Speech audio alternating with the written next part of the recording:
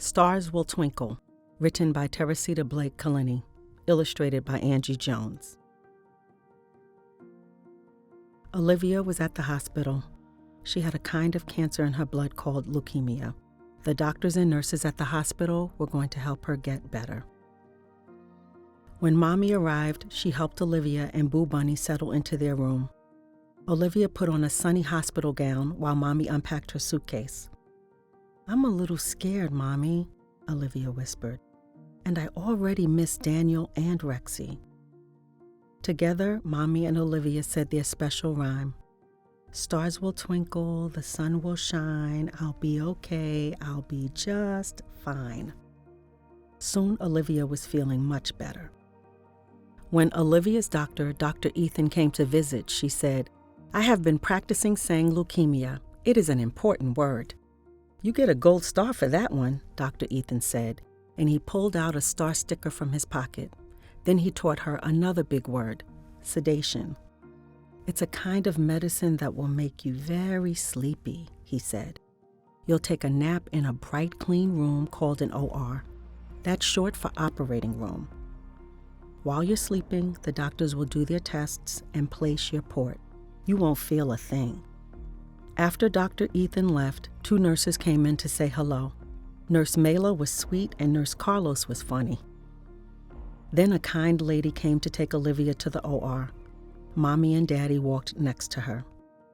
Together, they quietly whispered their special rhyme to chase away their fears. In the OR, Olivia kept saying, "Stars will twinkle," until she fell asleep. When Olivia woke up, she was back in her hospital room, all tucked in with Boo Bunny. A tray with chicken noodle soup was next to her bed, and she was hungry. Olivia's hip hurt, so she asked Nurse Mayla about it. "Our bones are filled with marrow.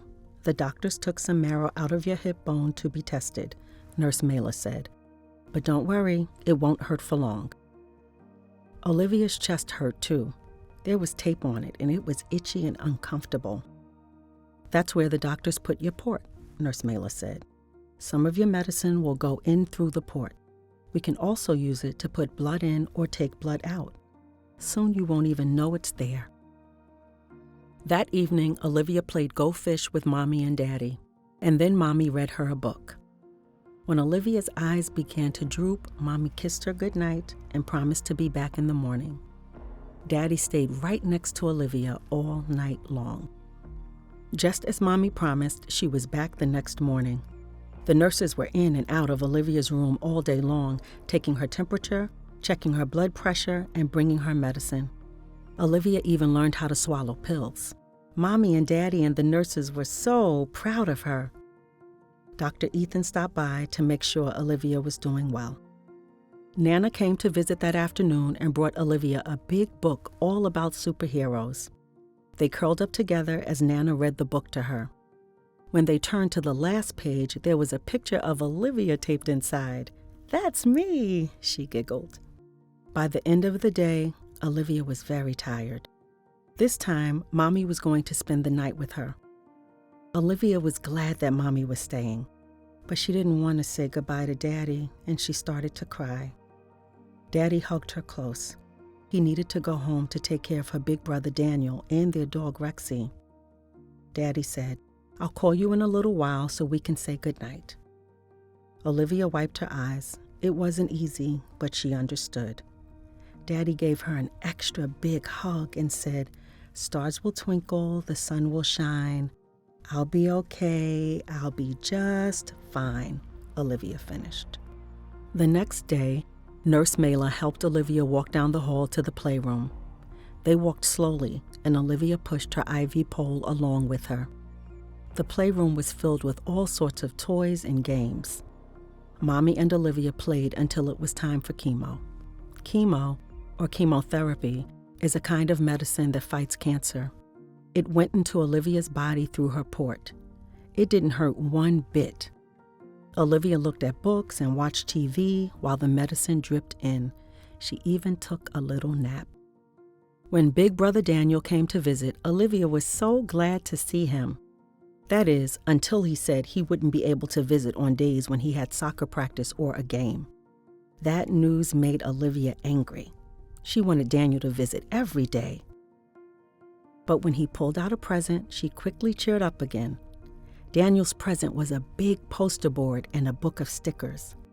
Olivia stuck the sticker from Dr. Ethan on her poster, and Daniel added a sticker of a puppy because Olivia loved Rexy. Rexy was the one member of the family who couldn't visit Olivia in the hospital, and she missed her puppy so much. Then one day, a child life specialist named Anna came to visit and brought along a beautiful dog named Dorado. Dorado was a hospital therapy dog. Olivia could pet her for as long as she wanted. One day, Olivia met a boy named Jackson in the playroom. They quickly became friends. Jackson had a different kind of leukemia, but they were both getting chemo. Even though they knew that chemo could help them get better, it made them feel sick some days. It was good to have a friend who understood. The chemo made both Olivia and Jackson lose their hair.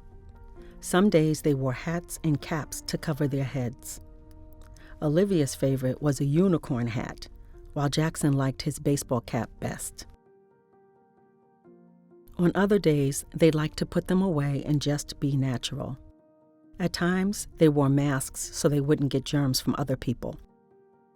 One day, Olivia's teacher came and brought cards and drawings from all her classmates.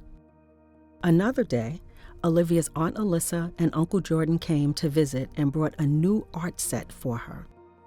They told knock-knock jokes until Olivia's cheeks hurt from laughing.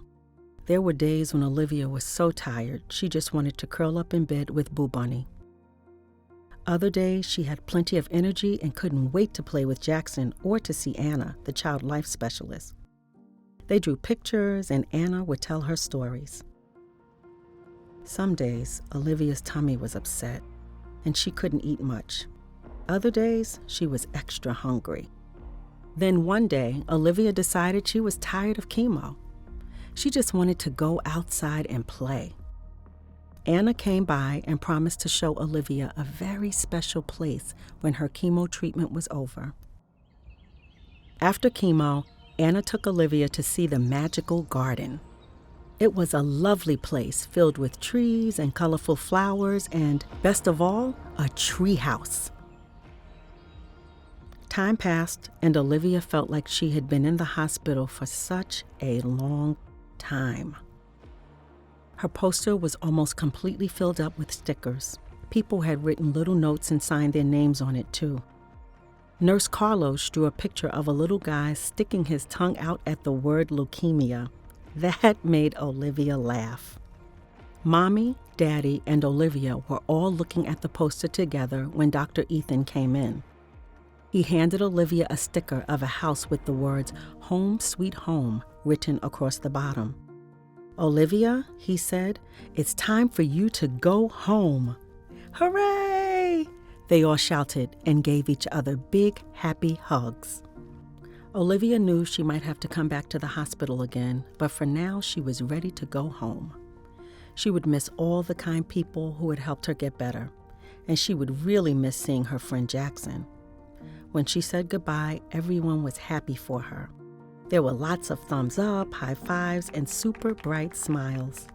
Olivia was the happiest of them all.